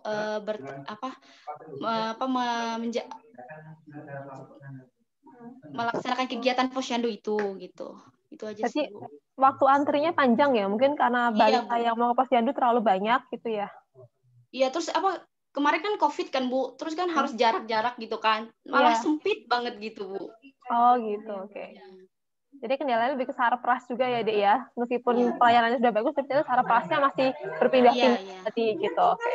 Dan juga terkait dengan manajemen 5 mejanya perlu dibenerin lagi untuk pas yang dicapai. Oke, terima kasih jawabannya untuk Cuitasari.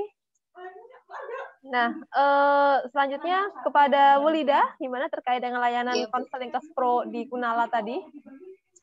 Ya, kalau menurut pengalaman waktu magang sih, kan di Unala itu paling banyak perempuan kan Bu. Jadi yang paling banyak mengakses konseling Kespro itu, yang paling banyak itu menanyakan terkait gangguan menstruasi, kayak kayak nyeri haid, terus telat datang bulan, padahal ya nggak kenapa-napa gitu loh Bu. Terus mereka pada takut gitu, sama keputihan kalau sebelum menstruasi gitu Bu.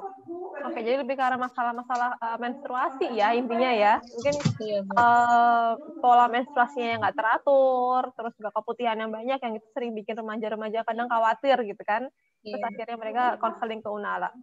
Ya, cukup bagus sekarang mereka mau mengakses konseling ke layanan yang memang sudah benar-benar kompeten di bidang Kespro begitu. Karena banyak juga remaja-remaja yang justru mereka akhirnya searching atau nanya ke teman yang akhirnya kurang valid informasi didapat. Oke, terima kasih untuk ketiga presenter tadi. Sekarang kita akan menuju ke presenter ke-7 kita. Ke-7 kita ada Tika Rastianingsih. Saudara Tika, sudah ada? Ada, Bu.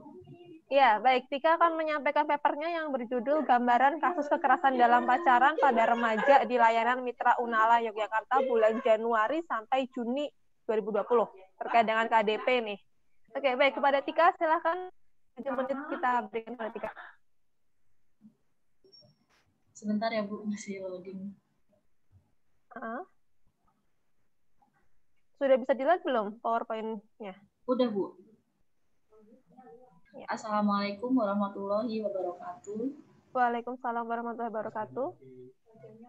Saya Tika Rastianingsih akan mempresentasikan hasil paper saya yang berjudul Gambaran Kasus Kekerasan dalam Pacaran pada Remaja di Layanan Mitra Unala Yogyakarta bulan Januari sampai Juni 2020. Next. Latar belakang. Ketidakmampuan remaja dalam mengontrol diri dapat menyebabkan remaja melakukan tindak kekerasan dalam pacaran. Tindak kekerasan ini dapat disebabkan oleh keadaan mental dan emosi yang masih labil dan belum terkendali. Keadaan yang rentan ini menyebabkan setiap permasalahan dalam sebuah hubungan sangat rumit dan susah dihadapi. Tindakan kekerasan yang seringkali terjadi pada hubungan remaja dapat disebabkan karena pola pikir yang belum matang. Karena pola pikir yang belum matang inilah yang menyebabkan hubungan rentan terjadi kekerasan seksual. Next.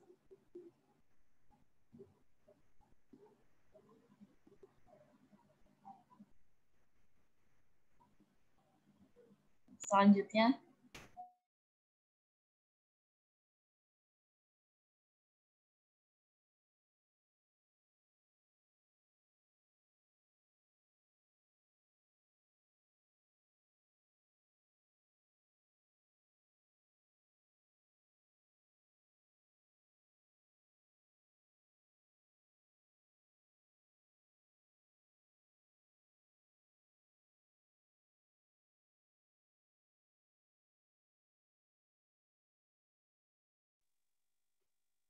Tika, bisa dengar saya? Suaranya hilang deh.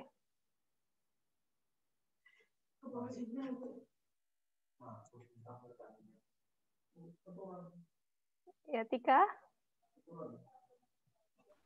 Laptop Tika katanya error, Bu. Oh, laptopnya error. Halo, Tika. Ya, kalau Tika masih error, kita ke selanjutnya dulu aja ya.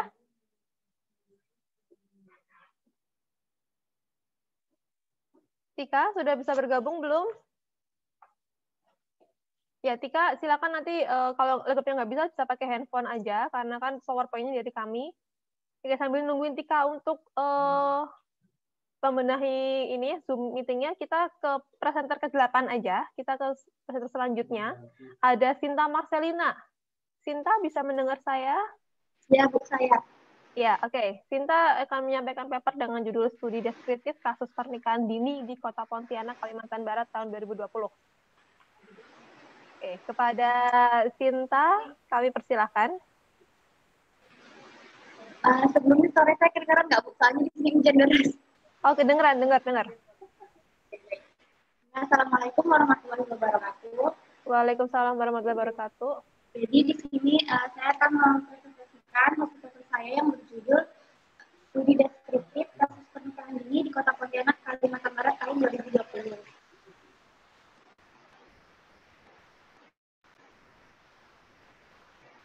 Next. Yang pertama ada deskripsi dari pernikahan dini. Jadi menurut WHO tahun 2006 itu pernikahan dini merupakan pernikahan yang dilakukan oleh salah satu dari pasangan tersebut berusia kurang dari 19 tahun. Sedangkan menurut Nur Hasanah 2012, pernikahan dini adalah pernikahan yang dilakukan oleh seseorang yang belum siap baik dari segi psikologis, biologis, dan sosial ekonomi. Next. Nah, di sini ada beberapa faktor yang mempengaruhi pernikahan dini. Yang pertama itu kehamilan di luar nikah. Jadi kehamilan di luar nikah di sini ini seringkali dialami oleh remaja yang gaya berpacarannya mungkin sudah sampai ke perilaku yang menyimpang kayak hubungan seks kayak gitu. Jadi itu nanti akan berpengaruh ke pernikahan dini yang akan mereka lakukan guna menutupi aib, biasanya kayak gitu. Terus yang kedua ada faktor lingkungan. Jadi faktor lingkungan ini kayak salah satu jurnal yang saya baca di daerah Kulon Progo itu ada namanya tren menikah muda. Jadi mereka tuh menganggap kalau usia remaja kayak kita gini kalau belum menikah itu bakal jadi bahan omong-omongan kayak gitu. Jadi mereka bakal malu kalau di usia kayak kita sekarang gini usia 20, 21 belum nikah tuh bakal jadi omong-omongan tetangga kayak gitu. Terus selanjutnya ada faktor ekonomi. Faktor ekonomi ini seringkali dialami di daerah-daerah pedalaman atau pedesaan terpencil. Jadi terutama orang tua yang memiliki anak perempuan, mereka lebih memilih untuk menikahkan anaknya di usia muda untuk guna meringankan beban ekonomi keluarga. Selanjutnya ada faktor media massa. Jadi di media massa kan zaman sekarang semua informasi kan mudah didapatkan melalui internet kayak gitu. Jadi mungkin kayak dan di usia-usia kayak kita nih kan di usia dimana kita nih kayak rasa pengen tahunya tuh tinggi banget. Jadi kayak pengen nyoba yang kok pacaran yang kayak gini nih gimana sih, kayak ciuman tuh gimana sih, pelukan gimana kayak gitu. Jadi itu bisa mempengaruhi ke perilaku menyimpang yang bakal berdampak ke pernikahan dini. Selanjutnya ada faktor kemauan dari diri sendiri. Kemauan dari diri sendiri ini biasanya kayak ada rasa cinta kita sama pasangan yang bikin kita kayak takut kehilangan kayak gitu biar dia nggak diambil orang. Jadi kita tuh kayak maksain pasangan kita untuk melakukan pernikahan padahal kita belum memiliki pekerjaan atau belum ada kesiapan sosial, mental, ekonomi, dan lainnya. Selanjutnya ada faktor pendidikan. Jadi di sini tingkat pendidikan orang tua itu memiliki pengaruh terhadap pemahaman mereka mengenai kehidupan berkeluarga. Rendahnya tingkat pendidikan dan ilmu pengetahuan orang tua dan anak juga sangat berpengaruh terhadap terjadinya pernikahan dini. Yang terakhir ada faktor keluarga.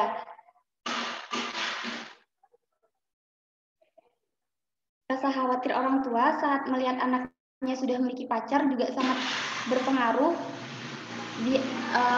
Misalnya kan orang tua ini punya anak udah menikah, udah punya pacar, terus kayak sering melihat anaknya jalan bareng, main ke rumah, jadi mungkin orang tuanya takut nanti anaknya ke hal-hal yang lebih menyimpang, jadi dia lebih memilih untuk menikahkan anaknya kayak gitu. Selanjutnya, nah di sini ada prevalensi pernikahan usia dini tahun 2008 sampai 2018 di Indonesia. Di sini dilihat dari prevalensi dilihat dari perkembangan prevalensi pernikahan usia dini dari tahun 2008 sampai 2018, Kalimantan Barat itu masuk dalam 10 besar kasus pernikahan dini tertinggi dan menduduki peringkat kelima dari 34 provinsi yang ada di Indonesia. Dengan jumlah kasus pernikahan dini tertinggi itu pada tahun 2008 sampai 2018 ada pada Provinsi Sulawesi Barat, yaitu sebanyak pada tahun 2008 22,9% dan 2018 19,43%. Sedangkan untuk Kalimantan Barat sendiri pada tahun 2008 16,88% dan 2018 17,46%. Next. Nah, di sini juga ada presentasi perempuan dengan usia kurang dari 19 tahun yang pernah kawin di Kalimantan Barat 2019. Untuk Kota Pontianak sendiri, remaja yang menikah pada usia kurang dari 19 tahun itu, pada usia kurang dari 16 tahun itu ada 8,39% dan usia 17 sampai 18 tahun itu ada 13,96%. Pada usia remaja kurang dari 16 tahun, yang paling tinggi ada pada Kabupaten Melawi. Sedangkan pada usia 17 sampai 18 tahun ada pada Kabupaten Sintang yaitu 27,97%. Next. Nah, dengan adanya kasus tersebut dari pihak BKKBN sendiri, salah satu upaya yang dilakukan dari pihak BKKBN itu melalui program SSK atau Sekolah Siaga Kependudukan. Nah, Sekolah Siaga Kependudukan ini merupakan sekolah yang memfokuskan mengenai pendidikan kependudukan, keluarga berencana, dan pembangunan keluarga yang dimasukkan ke dalam mata pelajaran yang berkaitan dengan kependudukan. Tujuannya agar masyarakat memiliki pengetahuan, pemahaman, dan kesadaran tentang pentingnya pendidikan kependudukan. Next. Nah, di sini ada saran, jadi upaya yang bisa dilakukan guna menurunkan angka kasus pernikahan dini di Kota Pontianak, salah satunya dengan memberikan pemaparan ataupun sosialisasi kepada remaja mengenai dampak buruk dan resiko penyimpangan akibat pacaran. Hal ini disebabkan karena faktor utama terjadinya pernikahan dini seringkali diakibatkan oleh kehamilan di luar nikah yang dialami remaja pada usia kurang dari 19 tahun karena gaya berpacaran mereka. Bisa juga melalui media massa, kayak masa sekarang ini kan kayak remaja-remaja lebih banyak menghabiskan waktunya di depan gadget kayak gitu. Jadi kalau misalnya kita bikin poster kayak nanti di-share di media sosial kayak gitu kan sangat membantu juga untuk remaja mendapatkan informasi edukasi mengenai kehamilan di luar nikah atau perilaku menyimpang pacaran. Next. Sekian dari saya, kurang lebih mohon maaf. Wassalamualaikum warahmatullahi wabarakatuh. Ya, waalaikumsalam warahmatullahi wabarakatuh. Terima kasih kepada Sinta untuk presentasinya terkait dengan pernikahan dini.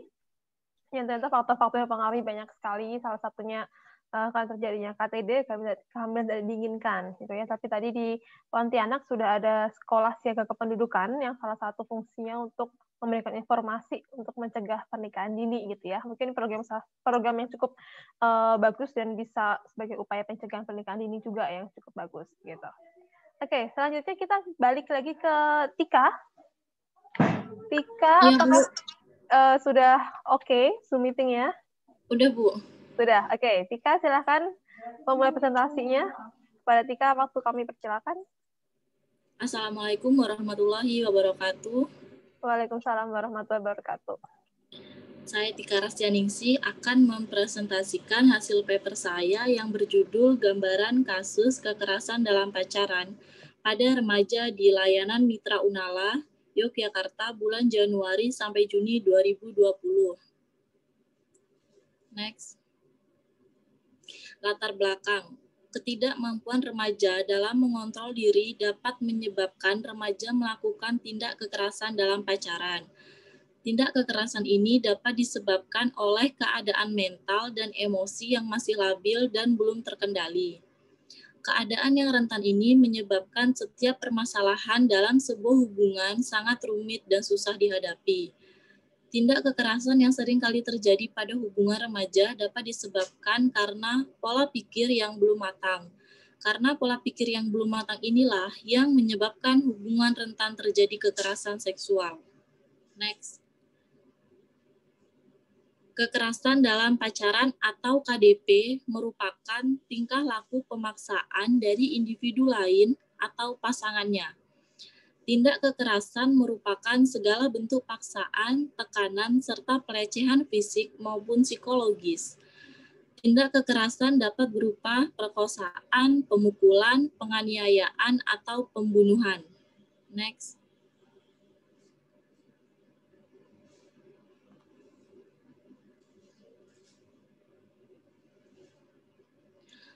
Yang selanjutnya yaitu faktor KDP ada dua, yaitu faktor internal dan faktor eksternal. Faktor internal terdapat pada diri seseorang yang berpengaruh terhadap cara berpikir maupun cara bertindak. Misalnya, kondisi emosional yang tidak stabil sehingga menyebabkan cara berpikir yang tidak matang dan pendapat yang berbeda. Yang kedua yaitu faktor eksternal berasal dari luar diri seseorang, dapat berupa berselingkuh, perilaku berbohong, dan berlaku sesukanya tanpa memikirkan pasangannya. Next. Yang selanjutnya yaitu dampak KDP. Dampak kekerasan pada fisik dapat berupa gangguan pada organ reproduksi, kerusakan selaput darah, dan luka pada bagian tubuh karena penganiayaan. Dampak psikologis dapat berupa rasa marah, jengkel, malu, merasa bersalah, dan merasa dirinya terhina. Dampak jangka panjang berupa persepsi yang buruk terhadap diri sendiri maupun laki-laki atau perempuan. Next. Yang selanjutnya yaitu hasil. Ini merupakan distribusi frekuensi remaja yang mengakses layanan Unala pada bulan Januari sampai Juni 2020 berdasarkan diagnosa. Jadi di sini ada 11 diagnosa. Yang pertama, konseling Kespro dengan jumlah remaja 412. Yang kedua, penyakit non-Kespro 398 remaja. Gangguan haid ada 227 remaja. Leukorea ada 73 remaja, kehamilan ada 60 remaja, anemia ada 37 remaja, konseling KB ada 35 remaja, ada akne vulgaria ada 21 remaja, ISK 11 remaja, kekerasan, KDRT atau KDP 5 remaja, dan IMS 5 remaja. Next. Kesimpulannya yaitu dari 11 kasus yaitu konseling Kespro, penyakit non-Kespro, gangguan haid, leukorea, kehamilan, anemia, konseling KB, akne vulgaris, ISK, kekerasan atau KDP, dan IMS. Kasus terbanyak yang dikeluhkan remaja yang mengakses layanan Unala adalah konseling Kespro dengan jumlah 412 orang. Sedangkan kasus kekerasan dan IMS merupakan kasus terendah dengan jumlah remaja 5 orang. Berikut yang dapat saya sampaikan, kurang dan lebihnya saya mohon maaf. Wassalamualaikum warahmatullahi wabarakatuh. Ya, waalaikumsalam warahmatullahi wabarakatuh. Terima kasih kepada Tika Rastianingsih untuk presentasinya, sama terkait dengan Unala tadi, dan juga terkait dengan KDP ya, kekerasan dalam pacaran, bahwa ya KDP masih saja terjadi pada fenomena remaja zaman sekarang begitu. Oke, sebenarnya kita masih memiliki satu presenter lagi, yaitu saudara Alphonse Andrew Maramis, tapi karena tadi sudah kami hubungi ternyata ada kendala cuaca buruk dan sinyal yang kurang mendukung, jadi saudara Alphonse tidak bisa bergabung dengan kita pada sesi oral presentasi ini. Oke, jadi kalau begitu kita sudah masuk ke sesi ketiga, untuk sesi diskusi tahap ketiga, yang mana ada 2 presenter tadi, ada Tika dan ada Sinta. Nah, saya mau membuka sesi tanya-jawab, silakan kepada para peserta maupun presenter lain yang ingin ditanya kepada Tika dan Sinta, apakah ada yang mau ditanyakan? Dua-duanya sama-sama mengangkat kasus pada remaja, yang satunya KDP, kekerasan dalam pacaran, dan yang satunya adalah kasus pernikahan dini, gitu. Oke, ada yang ingin ditanyakan mungkin kepada Tika Rastianingsih atau kepada Sinta Marcelina? Atau mungkin ada yang masih penasaran dengan presentasi dari mereka, info-info yang mereka sampaikan?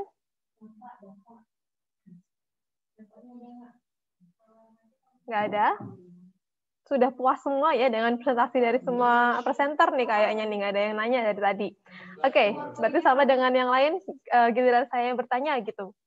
Pertama kepada Sinta Marcelina dulu terkait dengan pernikahan dini.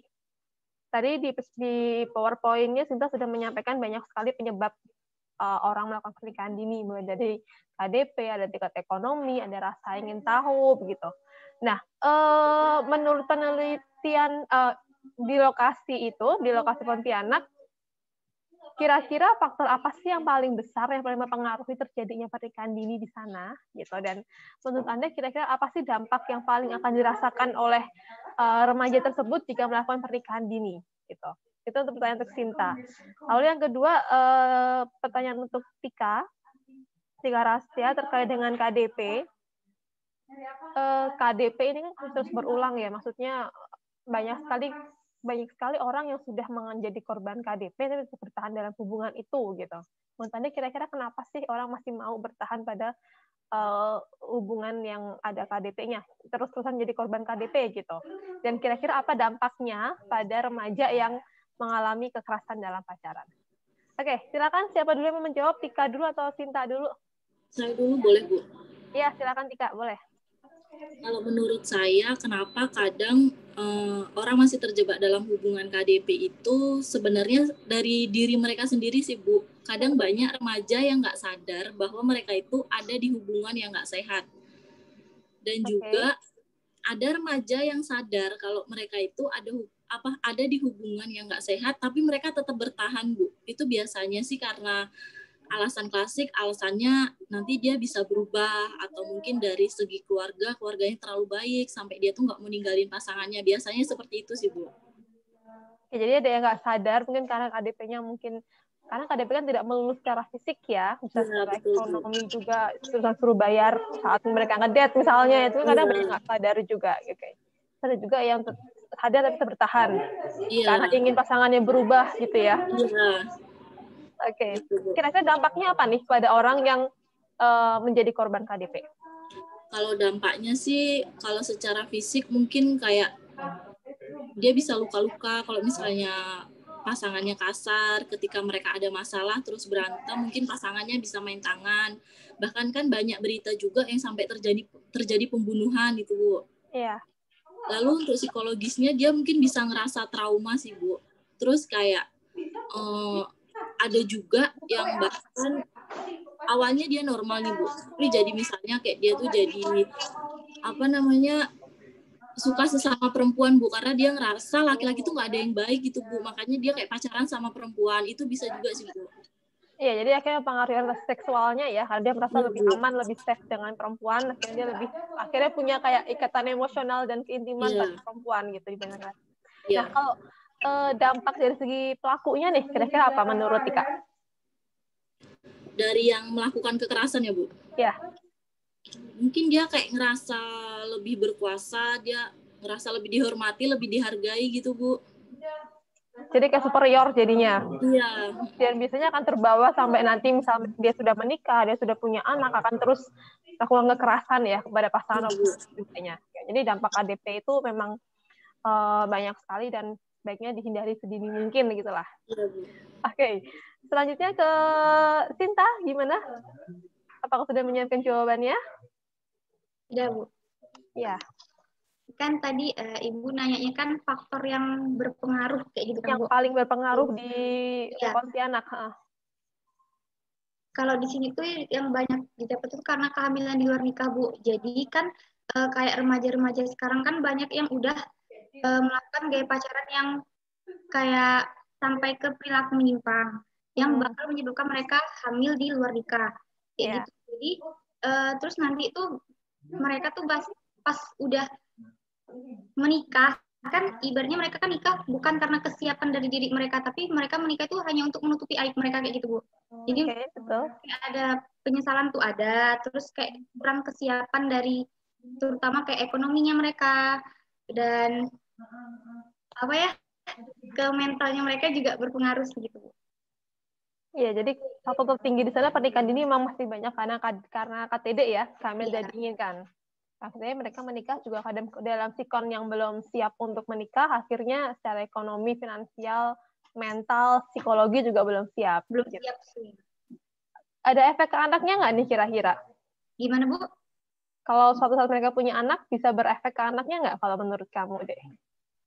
Bisa.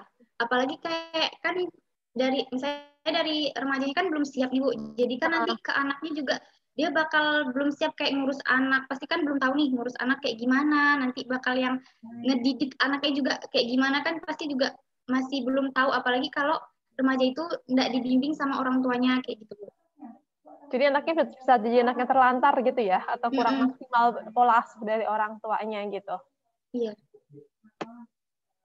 Oke, ya, jawaban yang cukup bagus dan memuaskan dari Tika dan Sinta. Terima kasih untuk jawabannya. Nah, berarti kita sudah mendengarkan dari ke-8 presenter yang ada di room B ini, semua sudah menyampaikan presentasinya dengan cukup baik. Dan seperti yang saya katakan di awal, saya sudah memilih satu best presenter berdasarkan penilaian dari isi PowerPoint, isi yang paling berbobot, jadi maksudnya isinya kita langsung bisa paham apa sih yang dimaksud oleh presenter tersebut. Lalu dari segi desain PowerPoint-nya juga simple, sederhana, tapi sangat mendukung konten, jadi membuat kita pembaca juga bisa langsung memahami kontennya. Dan yang ketiga dari segi penyajian, gitu, di mana penyajiannya bukan hanya sebatas membaca, tapi juga bisa menjelaskan lebih lanjut apa yang sudah ditulis di PowerPoint-nya. Oke, waktu pengumuman nih, jadi dari 8 presenter, best presenter kita pada room B ini adalah saudari, siapa kira-kira? Wela Widiani, dengan total poin 83,5. Ya, pada Wela. Mana Wela, masih ada di sini? Atau Wela sudah nggak ada? Wela, halo. Oke, mungkin udah nggak ada, Bu. Kata Wela, makasih Bu. Oke, mungkin dia ada laptopnya lagi apa katanya error kah? Ada kendala dengan laptopnya ya. Ya, selamat kepada Wela. Wela nanti akan mendapatkan sertifikat Best Presenter yang akan dikirimkan hari ini atau besok maksimal gitu. Ya, dan selamat juga kepada semua mahasiswa yang sudah berani untuk tampil mempresentasikan hasil mini research-nya, hasil magangnya atau penelitian yang lainnya, karena ini bisa menjadi ajang untuk Anda semua, latihan presentasi, latihan menyampaikan informasi, menyampaikan sharing knowledge kepada orang lain gitu. Dan semoga acara kita pada hari ini bisa bermanfaat untuk semua presenter maupun untuk partisipan yang ada di sini, bisa memberikan manfaat di hari esok untuk mahasiswa, bisa bermanfaat saat masuk ke dunia kerja begitu. Nah, sebelum saya akhiri sesi ini, kita foto bersama dulu. Jadi silakan, mungkin bisa dibuka kameranya. Kita buka sesi dokumentasi dulu. Ari sudah siap? Ya, sudah semua dibuka ya, ini kameranya ya.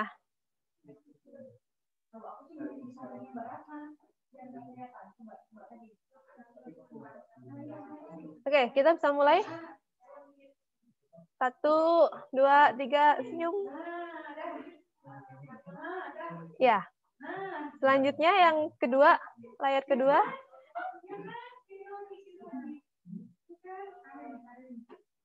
Sebentar.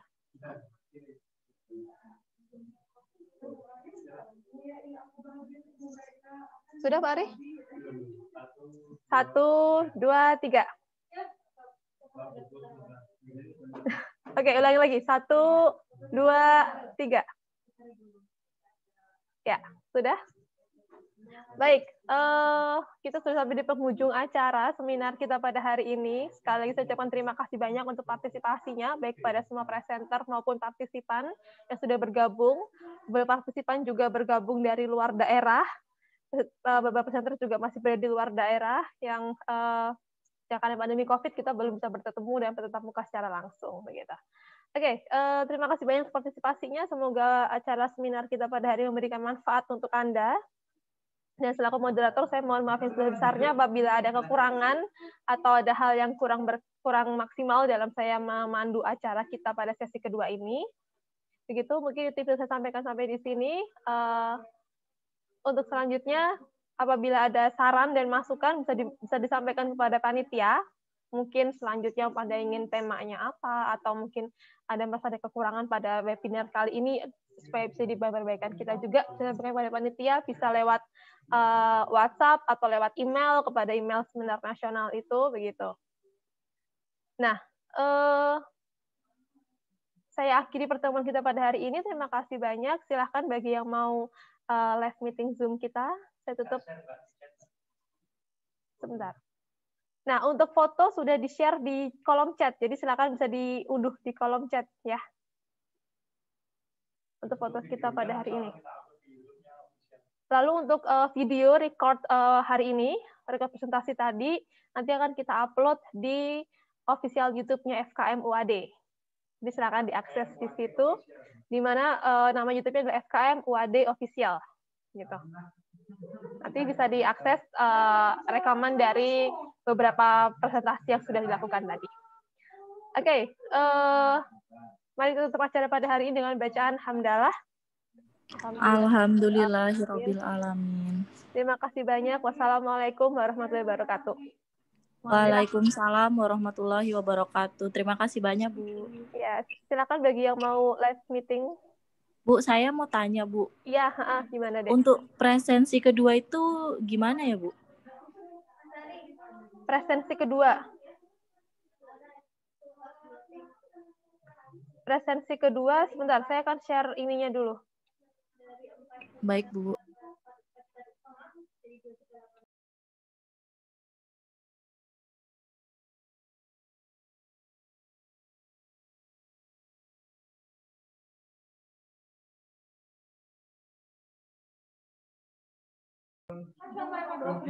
Ya, presensi keduanya nggak perlu ya, jadi kita tidak jadi ada presensi kedua karena sudah kita record dari beberapa peserta yang hadir di sini tadi. Karena cuma 13 orang aja yang di Rumbe, jadi kita sudah bisa langsung merekap nama-namanya siapa aja. Makasih ya, Bu. Iya, terima kasih kembali. Terima kasih, Bu. Sama-sama. Terima kasih, Bu. Sama-sama. Sampai ketemu lagi. Sehat selalu, Bu. Iya, sehat selalu untuk semuanya. Selalu jaga kesehatan, jaga protokol kesehatan.